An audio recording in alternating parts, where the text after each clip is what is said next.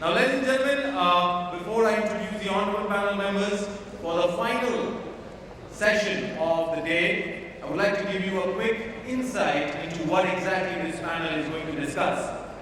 Digital customer experience, redefining a customer-centric financial institute. And some of the topics or pointers of discussion, like how have customer expectations changed over the past decade, responding instantly to customer calls through voice bots, how to improve the customer journey using digital data and analytics, and getting digital transformation right, striking a balance between digitalization and customer experience, and many more. And now, ladies and gentlemen, I would like all of you, with a big round of applause, to welcome our panel members in the order of the sequence. Please help us welcome our first panel member, Ms. Smitha Kumar, Head Customer Experience, Equitas Small Finance Bank. Can we have Smitha with a big round of applause? Smitha, welcome back to the stage. Delighted to have you. Joining next, we have Mr. Kamlesh Manuja, COO from Edelweiss Tokio Life Insurance. A big round of applause to Kamlesh. Kamlesh, welcome to the stage. Always a pleasure having you here. Joining next, we have Ms. Shweta Papriwal, Vice President Marketing and Communications from JM Financial Services. A big round of applause to Shweta. Shweta, welcome to the panel. Delighted to have you. Joining next, we have Mr. Ashish Ahuja, COO from Fino Payments Bank. A big round of applause to Ashish. Ashish, welcome to the panel. Joining next, ladies and gentlemen, we have Mr. Jitendra Jadwani, Head Business Transformation from Tata Motors Finance. Jitendra, welcome to the panel once again. Joining next, ladies and gentlemen, we have Dr. Sandeep Dadia, CEO and Principal Officer, Aditya Insurance Broker. A big round of applause to Dr. Sandeep. Doctor, we are delighted to have you. Joining next, we have Mr. Anik Fauzdar, Enterprise Sales Head from Reverie Language Technologies. A big round of applause to Anik. Anik, welcome to the panel. Delighted to have you. And now I would like to call on stage our honorable panel member and the moderator for this session. Can we have Ms. Priya Deshmukh-Gilpilay, COO from ManipalCigna Health Insurance. Priya, welcome to the panel. And always a pleasure, Priya, having you. So all over to you. And it's a fantastic panel session, the final panel of the day, and we're expecting some great discussions here. Priya, all over. And I'm sure the panel is in the able hands of Priya. We are expecting some great discussions here. Thank you so much, and what an amazing gathering and what an amazing panel. Great pleasure to be here. Talking about customer centricity as our host defined our panel discussion topic. We all are very well aware, last 18 to 24 months, things have evolved. COVID has affected the way we work, the way we operate. And at the back of it, the financial sector has really made amazing success and amazing progress, evolving in the most needful time. Given that some of them have innovated the way they operate, delivering better customer experience, some of them are still coping up with the changes that COVID has left behind. Most importantly, keeping the customer in the center has always been the focus for the financial sector. On that note, I'm going to open up the panel and ask my very first question to Mr. Jitendra. Sir, from an automation standpoint, as we discuss customer centricity and creating a customer-centric finance institute, from an automation standpoint, can you share some insights with us in what are the new consumer outlook? What is the new consumer outlook from a needs perspective? And given that you had, the Tata Motors Finance, you would have insights to share with us on that. Thank you.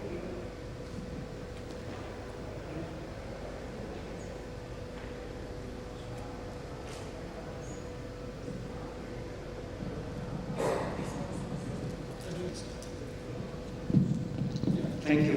Thank you, Priya. Now the customer, when we're talking about customer centricity, we have to also keep in mind for the future, the customer, how he's going to be like. When I was looking at this discussion points and I was trying to look at how the customer is evolving, I have understood them in my own understanding in 3 R's. The customer of tomorrow and to whom we have to serve to make our businesses grow. The first guy is impatient. He's extremely impatient. He doesn't want to wait. You tell him, I'll give you the termination papers after 2 days. He says, I don't want to work with Tata Motors and go to other company because he wants it now. So we have to be careful about the changing customer dynamics. First I is he's impatient, he wants it now. The second is zero tolerance. He is not going to tolerate not being first time right. We have to be first time right and give him, whatever we give him, we jolly well be careful, it is perfect, it is accurate and to the point what he wants it. I thought you wanted this and I have given you this, he will not tolerate. So impatience is first attribute of the evolving customer profile, that he is going to be demanding things, I want it now, if I can get pizza made in 30 minutes, why papers can't come to me 20 minutes. Second is not zero tolerance. Third, the second point is about he being intelligent. He has evolved very fast in the past 1 decade thanks to digitization. And he wants us to be intelligent also. So he wants us to understand about him better. So that we can offer him pre-approved loans, pre-approved offers. He is spoiled by many websites. He buys something on a website today, the website sends it, this is also similar one for you. So we should understand the customer and be proactive in offering the services to him. Second intelligent point he's expecting us is, we are in our enthusiasm launching multiple channels. We want to be omni-channel, omnipresent. But we jolly well be careful that if he is going to ask information on a website, he jolly well gets the same information wherever he goes. Whether he logs in at 2 o'clock on a WhatsApp or he calls up a call center, he should get the same information what he asked for, irrespective of the channel. So he is expecting us to be intelligent. You ask me here, I give you there, both are same. The third one is he is going to be talking about insistent. That he is insistent in his demand. He is very demanding now. And he says that I want the customer service to be open 24/7. I'm having 3 o'clock coffee, I will want information at that point, I should be able to go to the website. He wants self-assisted, simple solutions, but whenever he wants, we should be always able to provide him with video chat. So customer is impatient, customer is intelligent, customer is insistent. These are the evolving profiles of the new millennium customer. And we in TMF or any other organization in the country, if we have to be successful, we will keep this in mind. Second question, Priya, about, yes, I am in business transformation, we are scanning various processes and technologies. So what are the emerging trends which we all should be aware about if we are not? Most thing is omni-channel, omnipresent. We don't have to tell him I will be available only on email or I will be available only on a call center. No, we have to be omni-channel, omnipresent whenever he wants it. The second part about is, he wants to be self-assisted, independent. But he still demands that whenever I run into a problem, we should be available at the back of the call to give me assistance. So we have to have a video-assisted solutions also. We have to use emerging multiple social media channels. Wherever he goes, he wants to have a social media presence of our company. So we have to be careful about being social media presence. The other emerging trend which is very important is data analytics. On the data analytics part, the data analytics is very important, how to predict the customer behavior. He will be available at 8 o'clock to take your call, or he will be making the payment on 25th of the month. We should be able to predict it. So that data analytics is very important. Personalization. As we said, customer wants us to understand him better or her better. So we usually will look at personalization as very important emerging technologies. Then obviously we have heard about a lot in this session in the first 3, artificial intelligence. It is taking decisions and offering to the customer what you want. Machine language for user experience. And we want to have the self-assisted channels available to him across. Whichever he wants, he should be able to get support from us whenever runs into trouble. So these are the few emerging technologies. I can go on and on, but paucity of time I will. Lovely. Thank you, Mr. Jatmani. And as you rightly said, the power is really in the hands of the consumer. The consumer is the king. Wherever, whichever medium, whichever language, whichever asset the consumer is on, we got to really be there to service his or her needs. So appreciate, totally agree. Now moving on to the next panelist who has a lot of experience, and Dr. Sandeep, you've done immense amount of work in broking, and basically, the kind of work that you've done in broking and insurance for decades and decades together, you understand customer needs very well. customers, whether it be B2B or B2B2C for that matter. And you are very, very forthcoming and very aspiring in terms of digital technology, enabling solution experience. So could you please throw light on what is the role of broking in understanding customer centricity and customer needs, and what are the expectations of the new age customer from insurance, and how digitization is going to help us reach there?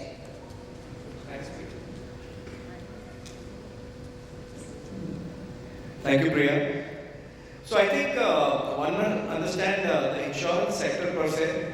A customer, and all of you have an insurance here, and all of you are probably buying something digitally also.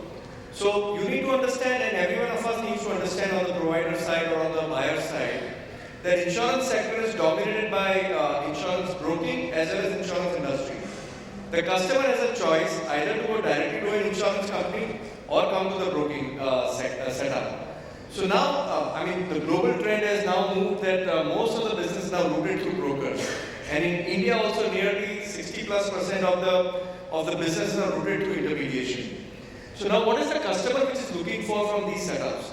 So when we, as service providers, I think we build any of the technology, any of the digital platforms based on 3 principles. First principle is customer, second principle is customer, third principle is customer. So we follow only these 3 principles. Many of the people try to sell something which is like what we want to sell. But ideally we should be selling what a customer wants to buy. And that is why we see most of the products or many of the products failing in the market. We talk of multiple technologies and multiple logics in developing a technology. We also do develop a technology, and all of us are here. And all these organizations which are successful are able to predict what is going to be the customer behavioral pattern. So what we think about a simplified UI UX journey for a customer, the simpler the UI UX journey on the front end side, and the back end is going to be equally more complex, and vice versa. So those people or those organizations which are, and the broking also for that matter, who have built customer journey which is very simple, which is back end complex, have done extremely well. On the other side, what is a customer? A new age customer which is expecting from the overall setup. Now a customer is an informed customer. Sometimes they know more than the consultants also. They come through the net and they have almost all the knowledge. So what they are looking for is an honesty, a speed and a seamlessness, and at the time of a claim, how does a claim get settled? I think gone are the days, and we are seeing this trend coming on almost regular basis. The customer which used to be extremely price conscious has today become quality conscious. He wants a quality. At the time of a claim, which is the intermediary or which is the insurance company which is going to support him? Imagine, you are just buying a paper, an insurance copy, and which is a contract. India is nearly 180th in the world out of 186 odd countries in contract adherence. So you can imagine when there is a contract given to you, it's a promise given to you, the claim will be settled after 15 years of buying that contract. How are you buying that contract? What are the terms you are buying for that contract? So the digital journey is going to be now taking care of the entire need of a customer. They are going to be risk-based solutions. So, there are OTC products, but there are clients who need specific products to their needs. So the systems and the digital aspect, which actually give need-based solutions in terms of a risk. And I'll give a very simple example. A family of 10 needs a health insurance, and they will be buying something which is suiting their need and not suiting what insurance company is selling. So these need-based approaches are coming up, and that is where digitization is going to play a very huge role. Most of the digital journeys are built on the retail side, which is your individual or personalized health or motor or home insurance. But digitization is yet to step in when it is coming to commercial lines of business. So these are the places where digital journeys are going to play a very major role in the future. And I think the penetration and what the chairman of IIT is also looking about, you see that on a daily basis is just talking about digitization. And I think the vision of digital ecosystem in insurance sector, it is going to ramp up very fast. It's going to spread to a density which is probably one of the highest in the world. So I think we are moving there towards that. Fantastic take, and you simply kind of summarize that means and ends, what is important. So taking the focus back on the consumer, giving simple solutions to the customer which the customer understands, because anyways today's customer is very well aware, and trying and using technology and various digital tools to really simplify the whole journey. So amazing take, thank you for those insights. Moving on, we're moving to Anik now. My next question is for you, Anik. With your experience around some of the new age techniques and tools, what are some perceived challenges from business in implementing these advanced technologies? These, terms of AI, ML, robotics, all of this, personalization, all of these words are buzzwords. But what are the challenges you think from a business perspective that people face? And is there relevance around SaaS and new cloud-based technologies that is happening across the value chain? Can you show some, throw some light around this? Thanks, Birla, for the question. And I think I'm glad that after the days, last session that we're having, and this question has been picked up, that what are the perceived challenges that are there? Because we have been talking a lot about the advantages, how things is going to change, how data is going to be driven and stuff. So I'll answer it in two ways. So if you look at from a perspective of any businesses adoption of technologies that we talk about, be it AI, ML enablement solutions, data analytics, RPA, IPA, all the ones that we fundamentally use. There are two fundamental major challenges that are there. One is internal for the business, and which comes up from the capability of the business itself to adopt to those technologies. Because what we're talking about here is big data, data computing, the ability for the organization to be able to analyze the data and come up with insights. That's something which is fundamentally there. The trust factor, the data privacy aspect, these are something that are being talked about widely. There are a lot of blogs that are written on this in aspect and stuff. But the most fundamental challenge that we perceive, the fact that when we're talking about adoption of the challenges, all of these that we are trying to do technologies is for what? And one of the things is that in terms of how do we drive our customers' experience through those, right? We're trying to enhance our capability to go and serve our customers better. But what if the customer for whom you have been investing all of these doesn't comprehend this? And that's where, for example, the challenge fundamentally comes in that when you are designing technologies like this, which is ultimately aiming to improve the customer experience, are you helping the customer to understand that, perhaps in a language that the customer comprehends? And I think I'm very glad to sitting through the session that a lot of panelists through the last 4 sessions did emphasize about the implementation of language as a big enabler for driving customer experience, and something which we fundamentally are trying to bring in, that all of you, panelists who are here in terms of your respective businesses are trying to bring in some amount of a tech enablement which is going to improve that aspect of customer experience. And coming from business, one of the questions that was asked in the last panel was, what does customer experience mean? And I always define customer experience by repeat business. Nothing else matters. If repeat business comes in, that means the customer is happy. Anything that you are doing, you are getting customer experience on top of that. Now, in enablement of that, the second challenge that we talked about is about language, is how are you enabling? And India is a diverse country. There are multiple languages that are spoken. Our constitution itself recognizes 22 languages. If you go down into the regions, you go down into the dialects and stuff, it becomes even much more complex. We talked about conversational AI today throughout the day. We talked about WhatsApp being a big enabler now in terms of driving the banking solutions for that part. Insurance, banking, financial space, one of the fundamental, and I'm sure you guys will all correlate to that, the bedrock of that is trust. The bedrock of that is data privacy, right? Now, a customer who come and engage with you or put your savings in the bank or take up your insurance thinking that you will be standing by the customer exigencies come in, is a trust that you build in. And today, one of the biggest aspects of driving the trust is how can you engage that customer in the language that you speak. In India, 11 official languages which are fundamentally being used mostly Hindi, down south. And if you look at the way how our country is spread out, this becomes a fundamental aspect of a challenge for us from a digital experience perspective. How are we being able to communicate? How are we being able to ensure that the customer understands our intention? What we're talking about, and build that trust on the bedrock of that, and then use language and the customer understands it. Conversation, and I completely relate to Smita when she spoke about in terms of, in an earlier session, we talked about that the AI is fundamentally going to drive a lot of these things.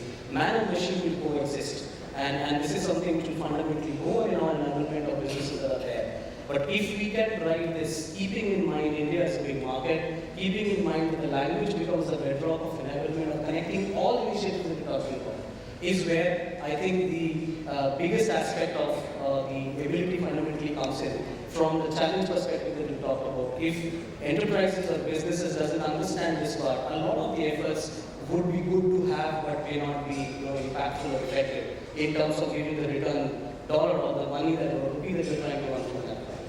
Coming back to the second aspect you talked about in terms of the relevance of SaaS, I think that is fundamentally originating from a lot of the operational model. A SaaS, cloud-based software as a service, fundamentally enables a lot of an OpEx model, which is easy to move into. It's easy to operate. It's easy to manage from a financial deployment perspective, and it also allows you to learn in the process.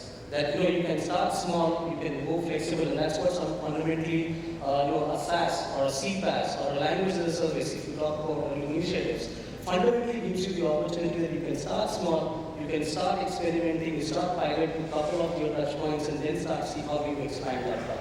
And that's where relevance of SaaS, or in terms of even voice services, even for example your interactive services that we do, fundamentally can help you out to look at. Because if you look at customer experience, and there are so many strong marketers sitting out here, you will experience that customer experience is a journey. It's not just about giving a service and getting something in return for that. It's a journey, and you hold on to that customer over the lifetime, right? And that's where, when I say that customer experience for me means repeat business, is what fundamentally drives up. So that's where SaaS or solutions which are fundamentally built up in a flexible manner from an operational perspective is what it makes sense to do that. So Great. I hope I answered that question to you. Yeah, absolutely, and so amazingly. So basically, underpinning the fact that everything relates back to the customer being at the center. And all, we talk about these technologies and these tools, but the challenges that are there, one size fits all is not going to work.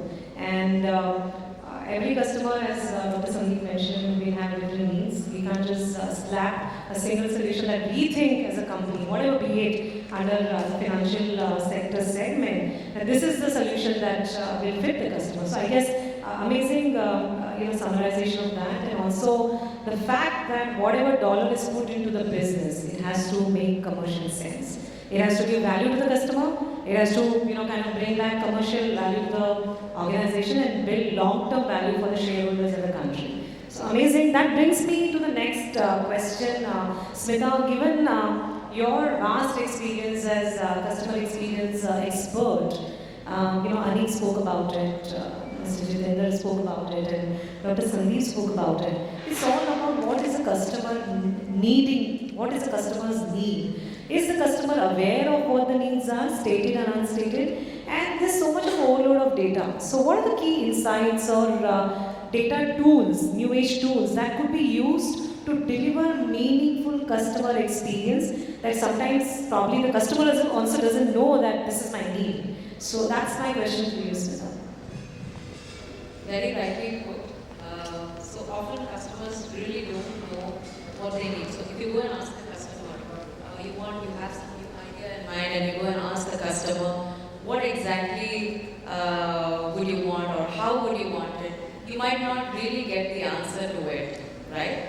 But if you develop a prototype and go and show it to him and see that, tell me your feedback on this, probably he'll be able to give you a feedback on it. That being said, we have, so let me give you a small story of Equitas as to what we've done, our journey. So Equitas got the banking license, predominantly a microfinance company for around 13 odd years, and then we got the banking license 5.5 years back. And prior to COVID, a very paper-based company. So when I say paper-based company, we had all the traditional channels where you have a toll-free. We were on social media, we were on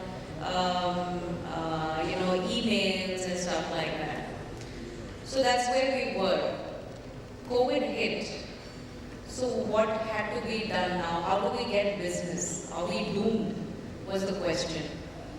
So what we did was we quickly developed our digital channels, and then we realized that digital is the way ahead. And that's how our digital journey started. So what we did was we built digitally a portal where we could digitally acquire customers. Now, was that enough? That wasn't enough because you need a full-fledged KYC to be done. So quickly we looked at video KYC to be done. Right, so that had its own challenges. What were the challenges? We were talking about cloud, right? Banking being banking, regulated, highly regulated. You couldn't have a server out of India.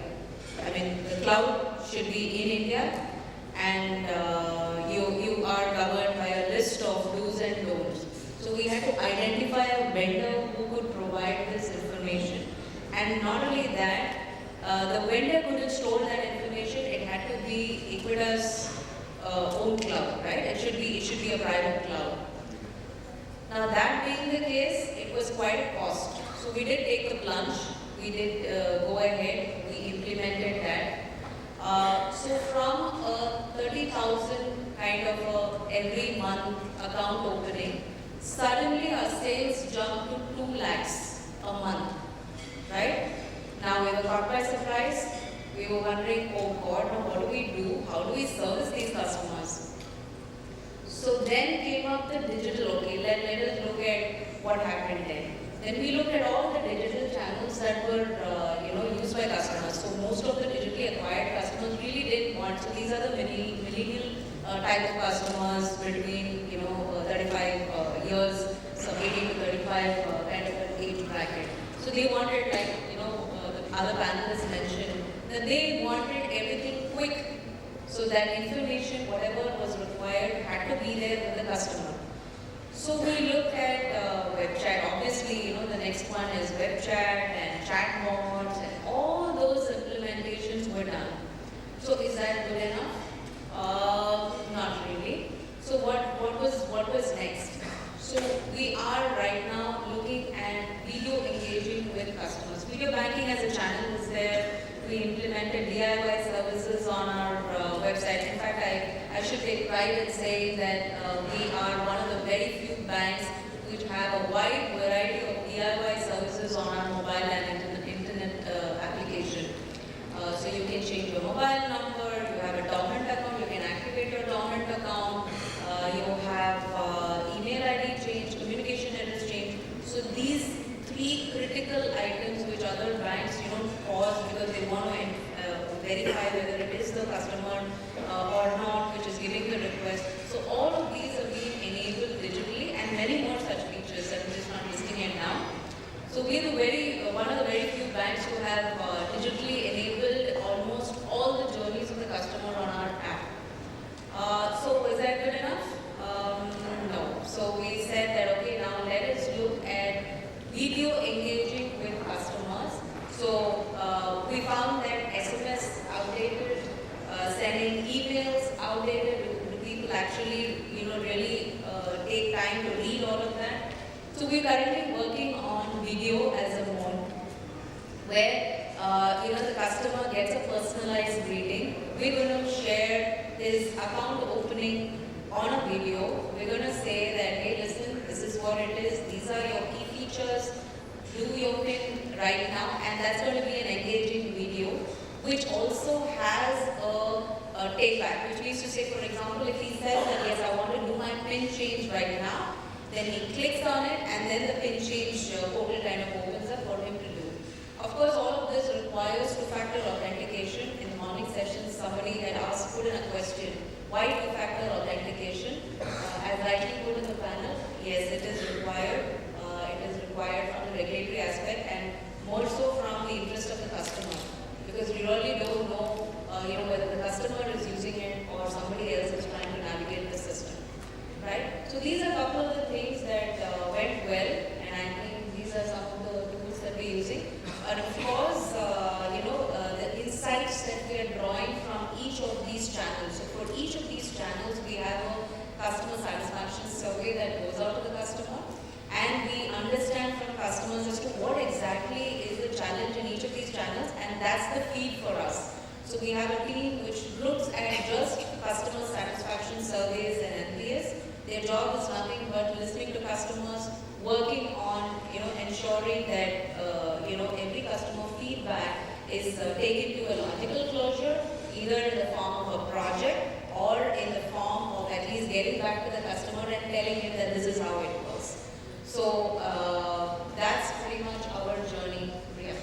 Great. So amazing. If you talk about banking, and there are a set of expectations, a set of ways how people bank and expect the banks to operate. So as you rightly mentioned, you truly, in the example that you spoke about, truly redefine a customer-centric approach through digital technology. Now, gone are the days where communication and content will be kind of pushed to the consumer in a classical, conventional medium. Days are in when storytelling has to happen and it moves in the medium of video bites, small sachets of communication, because no one has the time to really go through those long emails and long SMSs. So glad to see how various segments of financial sector is innovating and again getting the consumer back at the center. So thank you for sharing that perspective. Moving on, my next question is to Kamlesh. Kamlesh, you've been an insurance veteran. You've done various lines of businesses in insurance. With your deep expertise, what do you think we can learn about customer engagement from other industries across BFSI and banks and finance? That's the first question. Second, there's a huge amount of progress we made, like in insurance. Given the amount of data we have created in the last so many years, and as we all say, data is a new oil. Fair enough, data is a new oil, but how do you make that data to make any sense? Because so much of data is being created through various constituents of the whole industry. It has to get structured, it has to get put to the right use. So what's your one advice? Our viewers, our members have heard through different tools, techniques through the day. But how do we really assess what is the best tool to use and when? What is the problem solving that you're doing? What's your insight on, views on those, Kamlesh? Thanks, Priya, and good evening, everyone. I think it's a long question, and I hope I do a justice in the 3 minutes time. And more importantly, especially is the last panel. I try and make it little simple and with certain amount of examples, because it's not the ideal answer what I'll give, because all of us are going through in the same process. I think if you look at so far what we talked about and what the question is, all insurance companies, financial services, broking houses are doing three things. One is they're doing digitization, and I'm sure all of you in your organization is also trying to do a similar thing. Second, there is a huge amount of effort, there are a lot amount of tools and techniques deployed to enhance customer experience. And the third important part is how do you kind of leverage data to launch a similar movie called RRR. I think Anik talked about what is customer experience. आप customer को retain कर लो is first R. आप customer को retain करने के साथ you allow him to do a repurchase is the second R. If you are able to achieve the second, yes, you have done a good work with customer experience. But if you are able to get a referral from him, where he recommends the third or a next customer, is the real success for the BFSI or any industry for that matter. So I think how do you achieve this RRR is the part of a challenge which all of us are going through.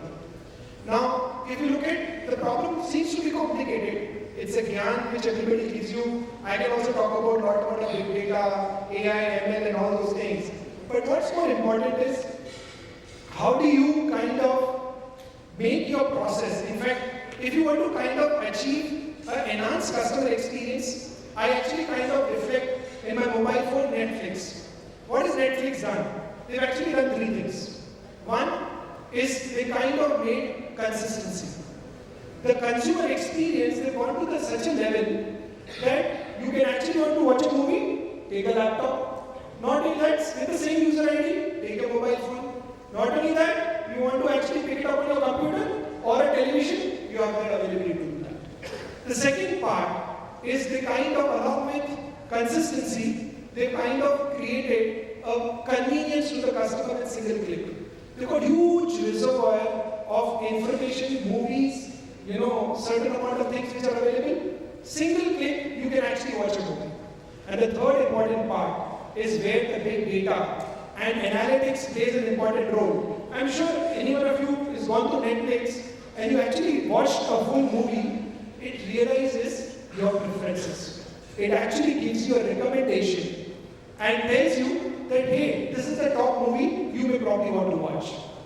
The reason of giving this example is, gone are the days, if you want to talk about customer service through experiences in terms of, मेरी company NPS करती है, CSAT करते हैं. I'm saying this is a reactive way. It's not that it's important. You need to get a pulse of the customer, but how do you kind of identify what is your customer moving? He's toggling from your website to probably go to a physical channel or vice versa. How do you kind of know the customer behavior which is turning fickle? There are two data points and I'm sure my fellow panelists will talk about. Today's consumer, and in fact it's a published data, 75% of the customers want resolution in 5 minutes. That's the patience level, and I think Mr. Jagman also talked about it. That's the patience level or the tolerance our customer has today. And the second important part, 79% of the customers are influenced by social media. 79%, which means, अगर हम beef as a product की बात कर रहे हैं, which means now your customers, 79% of the customers are actually taking trust or advice from social media. It's no longer your physical model which is going to be prevalent. So, and then I'll come to the last part, I can speak at length with more examples.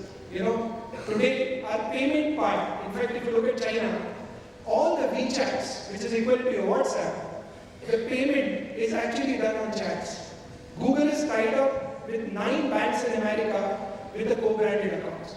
ICICI Bank, being an ex-ICICI, is actually kind of working on voice assistance in terms of it kinds of eliminating, which is other way of putting a DIY there.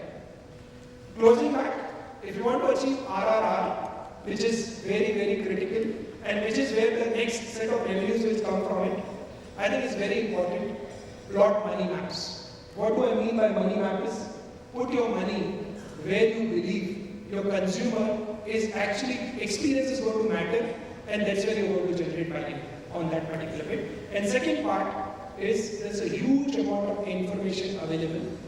Please do service, but it's going to be a dual-sided effort.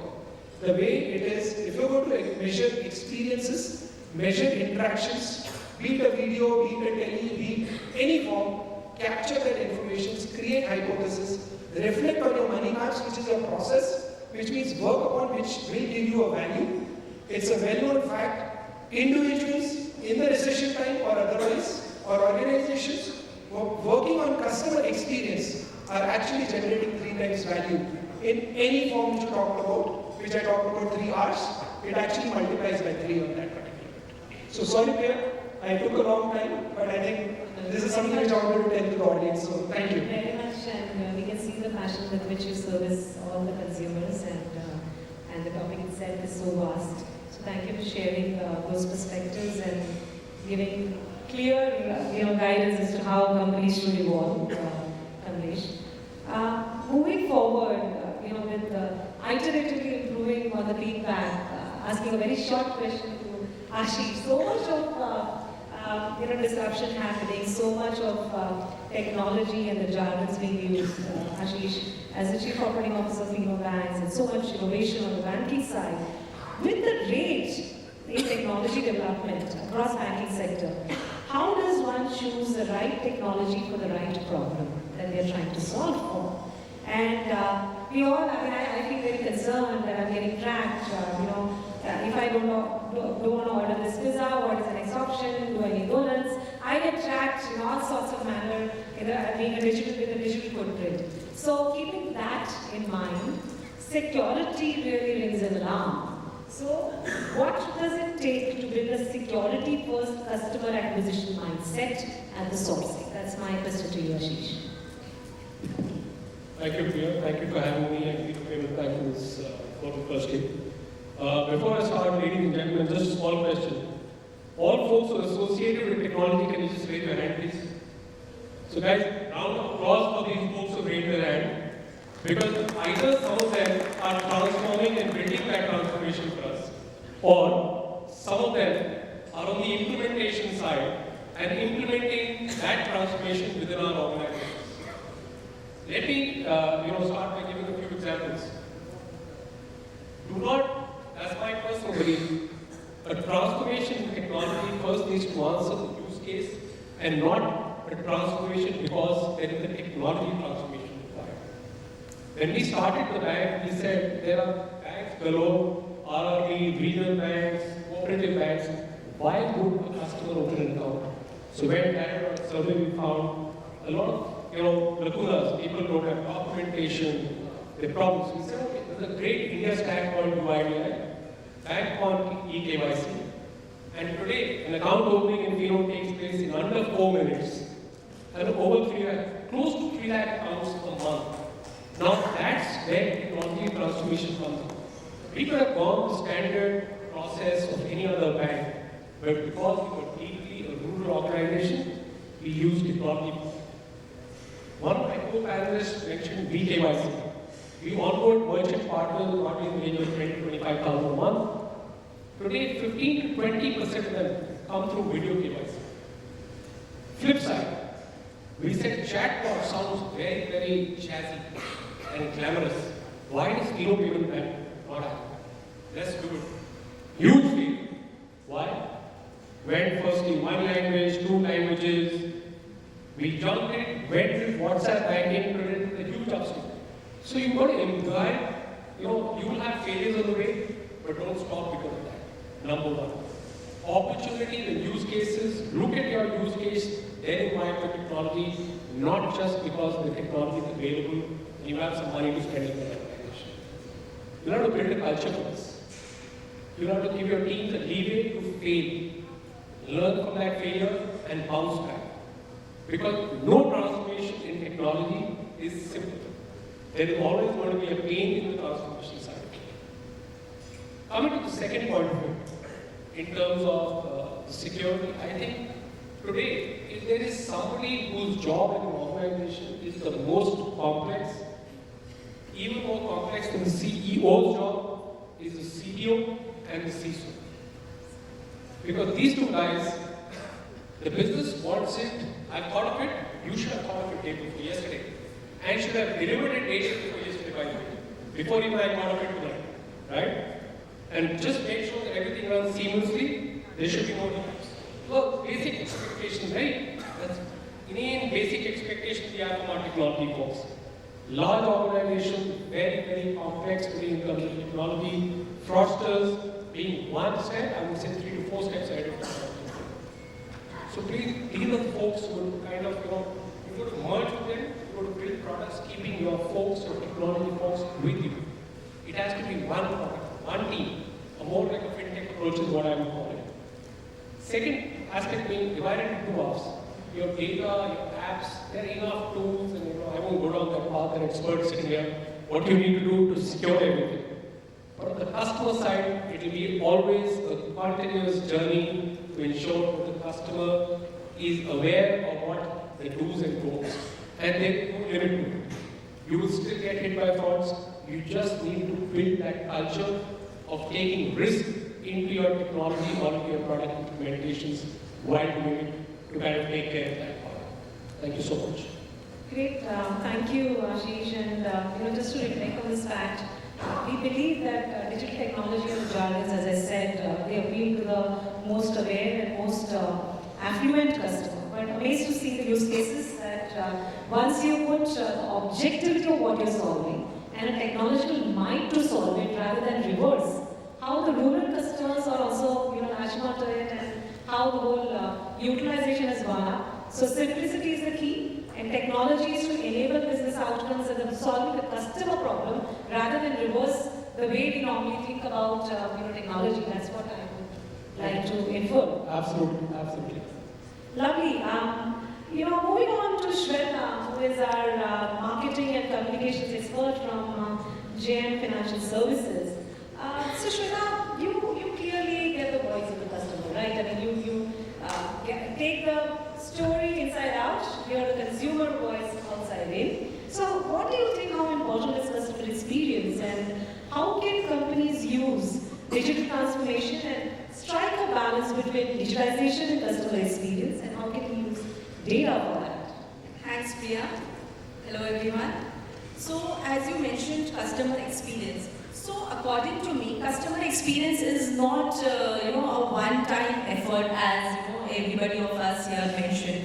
It is a process that has to be nurtured constantly, continuously, because we now understand that customers are very, very empowered, and with that empowerment comes a lot of expectations. And if we are able to, fare through these expectations, then we stand a chance that our business will grow, our profits will grow, our operational costs will reduce, and all of this is, because of a good customer experience. Now, when I see, a digital footprint of a customer has to be tracked at every touch point.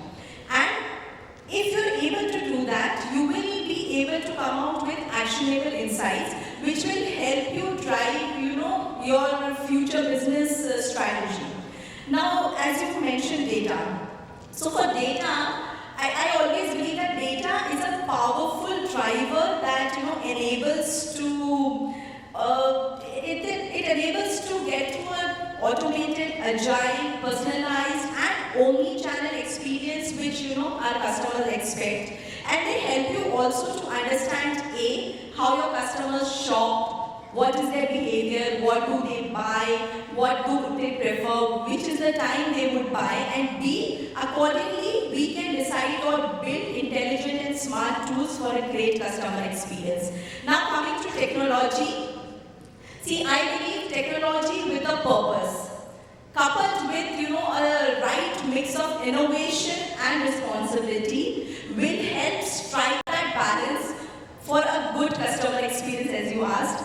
And coming to the marketing aspect of it, so marketing is the department or is one point of contact for your customers. So as Anik mentioned, giving the content to customers in their own language, when they want it, what they want to hear. As Priya also said that long SMSs and emails, we are not really ready for it, and we do not have that much time span, that attention span is not there. So right content, right language, what I want to read, what I want to get is something which will be driven through analytics. This kind of analytics can also help you, you can achieve this by having a proper customer segmentation. So when I talk about segmentation, so I will not send any kind of messaging which this particular group of customer is not ready to understand, is not ready to receive. I send the relevant information to my customer groups who want it, and accordingly I plan my messaging, accordingly I plan my products, and that is how I reach out to the best customer base, and this gives me lot of business insights, and this is how I can drive my business. Thank you. So lovely to hear from Mangesh here that content is important, but content has to be relevant and targeted and impactful, because dollar matters, and where we're going to spend that dollar has to solve customer ask and solutions as per the customer needs. Such a fantastic panel, such a great conversation, expertise and experience across the BFSI financial sector, and not only from a industry standpoint, but also the depth of experience, whether it is security, whether it is talking the customer language, and so on and so forth. Amazed. So closing in on this panel, I want to really summarize that financial services is a relationship business. Be it any class of product, it is a relationship business. As customer preferences and interactions are shifting to digital, relationships that are historically being built on an in-person interaction need to be redefined. Basis today's panel, and as we all hear from all the esteemed panelists, the aspiration of the industry is to gain insights from data, create seamless interactions between online and offline channels, both put together as digital, and anticipate the customer needs to build trust and deepen relationship. We explored through today's panel how this can be accomplished through a combination of organizational adjustments that you all spoke about, upskilling digital skill sets, and most importantly, putting technology to action to drive both customer and business outcomes, because either or, both are important. Thereby, we've really zeroed in on the latest trends, we've shared mindset on the opportunities as well as what are the key trends from a personalization standpoint. So amazing panel, great honor and great insights. I'm sure you all have a lot of kind of lasting impression that you left for our audience. Thank you very much. Thank you so much, Priya, for wonderfully summing it up and a great round for this panel. Priya, I think maybe we can take one or two questions if you suggest, given the time. Absolutely. Bring that on because we are ready. All right. So, ladies and gentlemen, in the interest of the time, we'll take two questions from the audience. So, please do raise your hands, and once again, the mic, please do introduce yourself and your organization and the question to which panel member. Or if it is a generic one, then I think Priya can choose which panel member the question should be directed to. Any questions? I open the floor. Come on, people.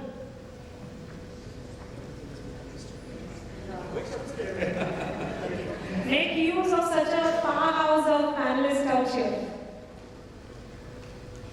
Any questions, ladies and gentlemen? All right. Yes, we have one question out there. Yes, please, sir. All right, sir, kindly to introduce and question to which panel? Yeah, my name is Dr. Mahampir. The question is for the gentleman spoke about insurance. Talking about digital customer experience, redefining a customer-centric financial institute. Customer is the one who is like God. Mahatma Gandhi, father of the nation, also said customer is first.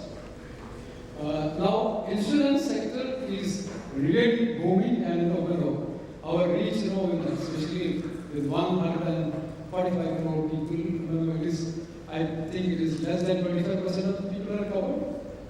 Please correct me if I'm wrong. So there is an ocean of area available to reach to the unreachable. So if you can enlighten us, not only you, if even other panel members can say, how do we target this unreachable customer in a faster way? Maybe in a lightning speed, because that is business. Somebody spoke in the morning that 10x profit has to be attained, and there is a scope. So why are we waiting? What is that is hindering our progress in this making money, making business? Thank you. Great, thank you for the question. I think Dr. Sandeep may want to understand how do we deepen the reach and what's stopping us from going all out.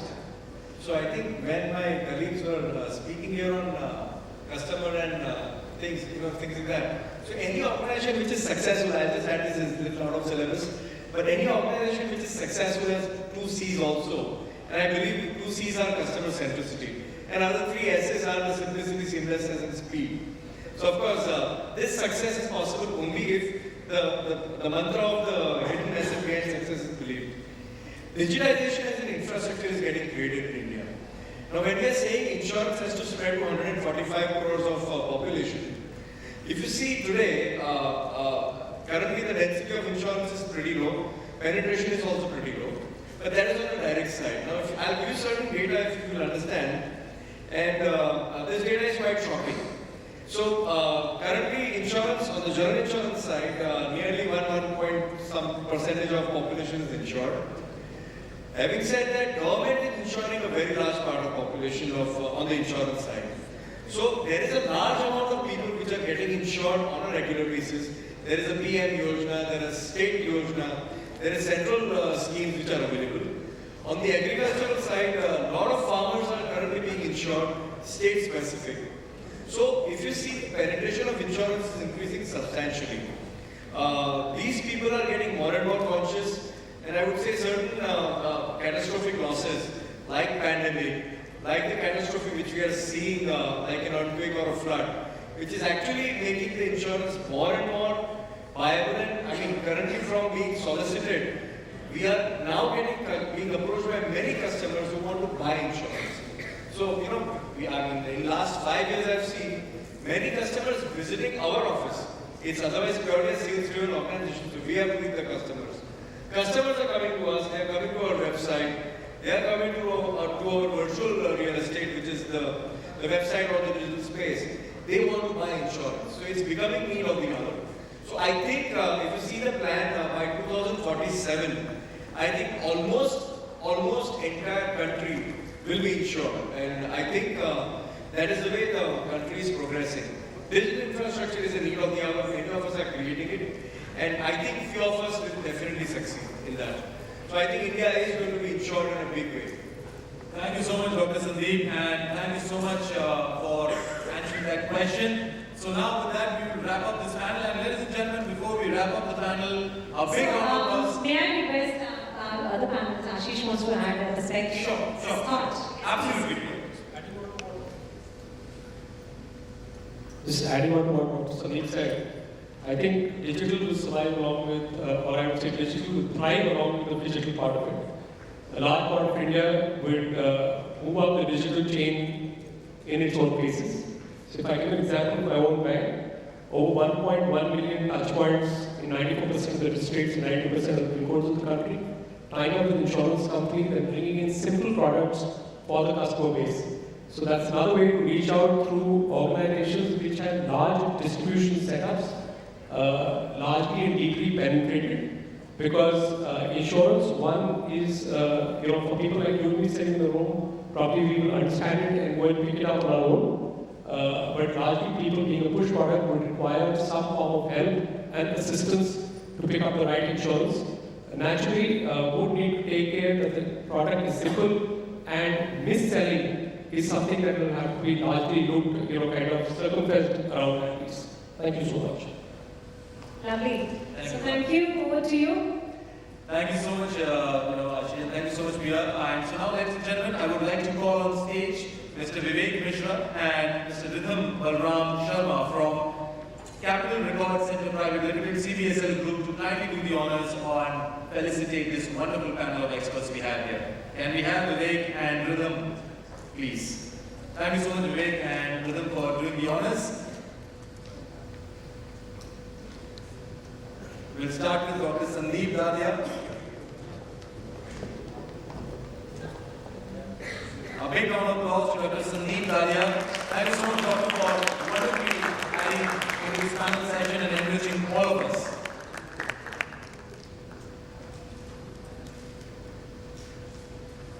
Thank you so much.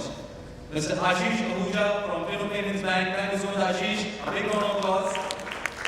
Thank you for wonderfully contributing into this panel session. And our honorable moderator, Ms. Priya Deshmukh-Gilbere. Thank you so much, Priya, for that wonderful moderation of this panel. Amazingly done. Thank you so much, Priya. We have Ms. Shweta Papiwal from JM Financial Services. Thank you so much, Shweta.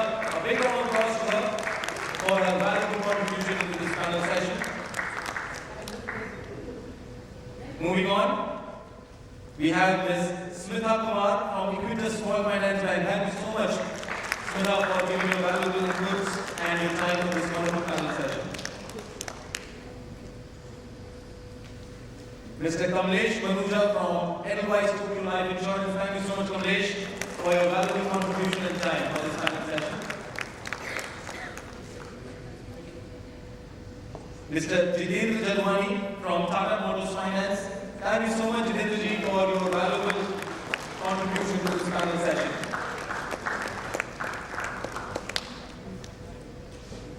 Mr. Anik Faujdar from Reverie Language Technologies. Thank you so much, Anik, for your wonderful contribution into this panel session.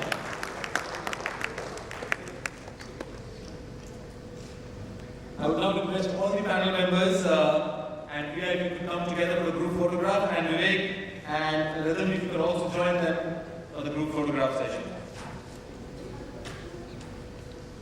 So ladies and gentlemen, this was your final panel session of the day, and what an exciting panel we have here of 8 experts. And again, I would like all of you to give a big round of applause to all of them. We have Sudha Kumar from Equitas Small Finance Bank, Kamlesh Manuja from Edelweiss Tokio Life, Shweta Papiwal from JM Financial Services, Ashish Ahuja from Fino Payments Bank, Jitendra Jalwani from Tata Motors Finance, Dr. Sandeep Daria from Aditya Insurance Broker, Anik Faujdar from Reverie Language Technologies, and Ms. Priya Deshmukh from ManipalCigna Health Insurance, and she was the honorable moderator for this panel session. Thank you so much, panel members, for your valuable contribution and time.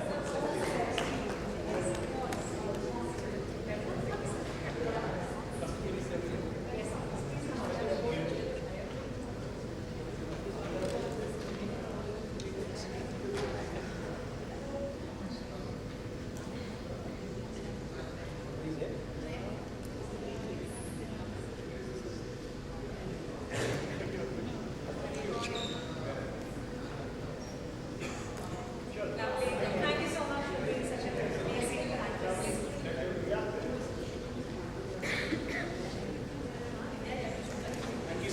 Thank you so much once again, panel members.